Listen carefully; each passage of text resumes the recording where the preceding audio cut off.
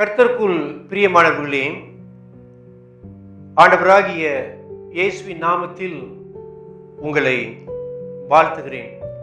இந்த அருமையான தியான ஜெப வேலைக்காக தேவனுக்கு ஸ்தோத்திரம். சென்னையில் வசிக்கின்ற என்னுடைய நண்பர் ஞான கிருபாகரன் சிங்கையை குறித்து ஒரு பயண நூல் எழுதி கொண்டிருக்கிறார். அந்த நூலுக்கு சிந்தையை அள்ளும் சிங்கை, சிந்தையை அள்ளும் சிங்கை என்று தலைப்பிட்டிருக்கிறார். மெய்யாகவே சிங்கை பலருடைய உள்ளங்களை அள்ளி கொண்டிருக்கிறது. இந்த தேசத்திற்காக கரிசனையோடு நாம் ஜெபிக்கவும் நன்றி செலுத்தவும் நாம் எல்லாரும் கடமைப்பட்டிருக்கிறோம். இன்றைக்கு நாம் தியானிக்க எடுத்துக்கொள்ளப்பட்ட வேத பகுதி நீதிமொழிகள் 29ஆம் அதிகாரம் 18வது வசனம். நீதிமொழிகள் 29:18. தீர்க்க தரிசனம் இல்லாத இடத்தில் ஜனங்கள் சீர்கெட்டு போவார்கள், வேதத்தை காக்கிறவனோ பாக்கியவான் என்று இங்கு வாசிக்கிறோம். இன்றைக்கு செய்திக்கான தலைப்பு தரிசனம், விஷன். தரிசனம் என்றால் என்ன? உதாரணத்திற்கு நெகேமியா புத்தகத்தில் எருசலேமின் அலங்கங்கள் இடிபட்டிருக்கிறது. அதை நெகேமியா கேள்விப்பட்டு பாரத்தோடு கூட அதற்காக ஜெபித்து அந்த சீர்பணி வேலைகளை அவர் செய்வதை பார்க்கிறோம். தேவனுடைய வெளிப்பாடு, அதை அவர் ஏற்றுக்கொண்டு அவர் செயல்படுகிறார். சாலமோன் ராஜாவுடைய ஞானத்தை குறித்து நாம் அறிவோம். இந்த வசனமானது நமக்கு தெளிவான தரிசனம் இருக்க வேண்டும் என்பதை வலியுறுத்துகிறது. தரிசனம் இல்லாவிட்டால் சரியான நோக்கத்தோடு சரியான பாதையில் நடந்து சரியான காரியங்களை நம்மால் செய்ய இயலாது. முதல் காரியம், இன்றைக்கு உங்களோடு கூட தரிசனம் இல்லாவிட்டால் நமக்கு என்ன நேரும், தரிசனம் இல்லாவிட்டால் நமக்கு என்ன நேரும் என்பதை கவனிப்போம். இந்த வசனம் தெளிவாக சொல்லுகிறது, தரிசனம் இல்லாத இடத்தில் ஜனங்கள் சீர்கெட்டு போவார்கள்.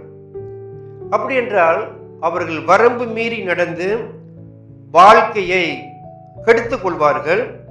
வாழ்க்கை வீணாய் போய்விடும். பலவித சஞ்சலம், தவிப்பு, பாதிப்புக்கு நாம் ஆளாகுவோம்.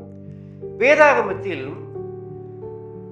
கவலையான வேதனையான வசனங்களில் ஒன்று நியாயாதிபதிகள் 21ஆம் அதிகாரம் 25வது வசனம். வாசிக்கிறேன். அந்நாட்களில் இஸ்ரவேலில் ராஜா இல்லை, அவனவன் தன் தன் பார்வைக்கு சரி போனபடி செய்து வந்தான். தொடர்ச்சியாக அவருடைய சுய புத்தியின் மேல் சாய்ந்து அவருடைய விருப்ப பிரகாரம் நடந்து வந்தார்கள் என்று வாசிக்கிறோம். அவர்களுக்கு ஆலோசனை வழங்கவும் அவர்களை வழிநடத்தவும் ராஜா இல்லை, ஒரு தலைவனும் இல்லை, வெளிச்சம் இல்லை. ஜனங்கள் கால் போன போக்கில், மனம் போன போக்கிலும் கண்மூடித்தனமாக வாழ்ந்தார்கள். தெளிவான தரிசனமும் தெய்வீக வழிநடத்தலும் மக்களுக்கு இல்லாவிட்டால் அவர்கள் அதிகாரத்தை எதிர்த்து தங்களுடைய இஷ்ட பிரகாரம் வாழ துவங்குவார்கள். அதைதான் நாம் நியாயாதிபதிகள் புத்தகத்தில் வாசிக்கிறோம். இன்றைக்கும் நம்முடைய சபைகளுக்கும் சபை தலைவர்களுக்கும் தேசத்தின் தலைவர்களுக்கும் இப்படிப்பட்ட அவல நிலைக்கு நாம் ஆளாகவே கூடாது. தேவா தரிசனம் தாருமே, தேடி வந்தோம், தேடி உன் பாதம் பணிகிறேன் என்று நாம் தேவனை நோக்கி மன்றாட வேண்டும். இரண்டாவதாக, வேதத்தை நாம் காக்கும் போது, இந்த இரண்டாவது பகுதி இந்த வசனம் சொல்லுகிறது, வேதத்தை காக்கின்றவர்கள் பாக்கியவான்கள்.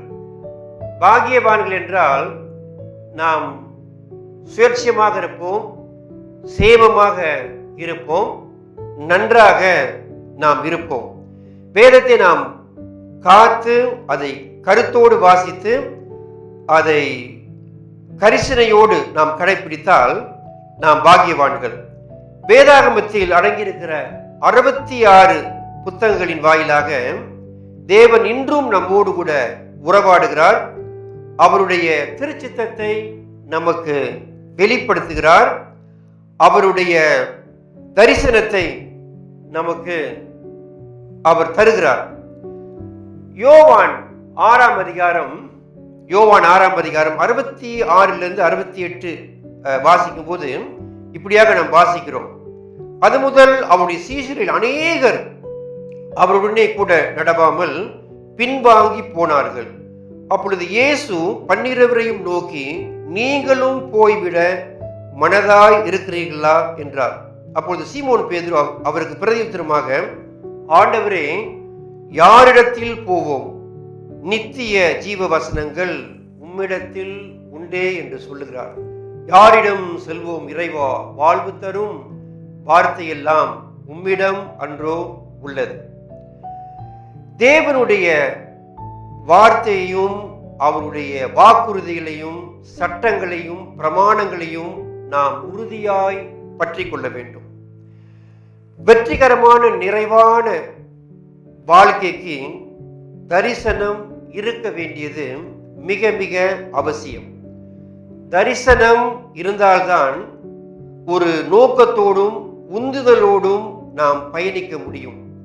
நம்முடைய உள்ளத்தை காத்து கொண்டு தெய்வீக வெளிப்பாட்டை நாடி தேவன் அருளிய தரிசனத்தோடு நம்பிக்கையோடு நாம் முன் செல்ல வேண்டும். ஒரு மனிதனுக்கு தரிசனம் இல்லை என்றால் அவனுக்கு எதிர்காலம் இல்லை. தரிசனத்தை அணைத்து கொண்டு விசுவாசத்தோடும் மன உறுதியோடும் காரியங்களை நாம் நடப்பிக்க வேண்டும். நம்முடைய வாழ்க்கையில தேசங்கள்ல தேவ நாமம் வாழட்டும். இயேசு ராஜா வருகவே, ஆவி புகழ் ஓங்கவே, தேவப்படை வெல்கவே. முன்னேறட்டும் சிங்கப்பூர், மஜுலா சிங்கப்பூரா. ஜெபம் செய்வோம். ஆண்டவரே, இந்த அருமையான நாளுக்காக நாங்கள் நன்றி செலுத்துகிறோம். சிங்க தேசத்தை கடந்த 60 வருட காலமாக நீர் கண்ணின் மணி போல் காத்து பாதுகாத்து பராமரித்து வந்தமைக்காக நன்றி. இந்த தேசத்தை நீ தொடர்ந்து ஆசீர்வதியும். இந்த தேசத்தின் தலைவர்களுக்காக, அமைச்சர்களுக்காக, நாடாளுமன்ற உறுப்பினர்களுக்காக, எல்லாருக்காக நாங்கள் வேண்டுதல் செய்கிறோம். நீர் அவர்களுக்கு தேவையான ஞானத்தை கொடுத்து இந்த தேசத்தை தொடர்ந்து நன்றாக நடத்த அவர்களுக்கு நீர் உதவி செய்யும். உம்முடைய பிள்ளைகளாகிய நாங்கள் எல்லா பக்தியோடும் நல் ஒழுக்கத்தோடும் கலகம் இல்லாமல் அமைதியில் உள்ள ஜீவனம் பண்ணும்படி எங்களுக்கு நீர் அருள் புரிய நாங்கள் வேண்டுகிறோம். இங்கு பணிபுரிகின்ற ஆயிரக்கணக்கான வெளிநாட்டு சகோதர சகோதரிகளுக்காக நாங்கள் வேண்டுகிறோம், நன்றி செலுத்துகிறோம், செபிக்கிறோம். நீர் அவர்களை தொடர்ந்து பாதுகாத்தருளும். தனிமையை போக்கும் மன ஆறுதலையும் தேர்தலையும் அவர்களுக்கு நீர் தாரும். எல்லாவற்றுக்கும் மேலாக இரட்சிப்பின் சந்தோஷத்துக்குள் நீர் அவர்களை நடத்தும்.